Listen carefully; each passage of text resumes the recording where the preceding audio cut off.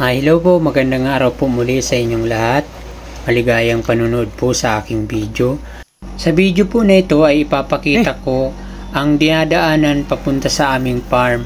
Dahil ito po yung dahilan kung bakit po ako nagre-request nung Market to Farm Road. Kasi napakahirap po magdala ng pagkain ng aming mga alaga kasi malayo po ito sa kalsada. At ang hirap din po at hindi makapasok kahit motor. May tinatawid po kasi itong sapa.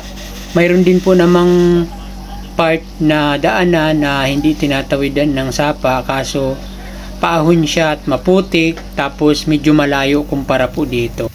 Kaya po nagre-request kami ng Market to Farm Road kasi marami po kaming produkto na inilalabas katulad po ng niyog tsaka kalamansi. Mayroon din po kaming palaisdaan at mayroon din po kaming itlog ng mga manok at sari-saring prutas. Ngayon po ay mayroon na din po kaming palayan. Kaya ang lahat po ng produkto namin na ito ay ito pong kalabaw namin ang naglalabas at nagpapasok. Pero napakahirap pa din po kasi minsan may mga time na umuulan at hindi maganda yung panahon. Kaya medyo mahirap po talaga maglabas ng produkto at medyo nataas din po yung expenses kasi kailangan din po ng tao na magbubuhat. So ito po, mayroon din po siyang tinatawid na sapa. Ito po yung mahirap dito pagka umulan kasi nabaha po ito.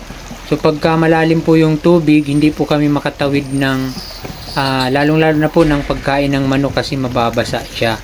Ang layo po nito mula sa kalsada hanggang po dito sa aming farm ay nasa 580 meters. Yan, kaya. So ganito po kahirap yung daanan papunta sa aming farm.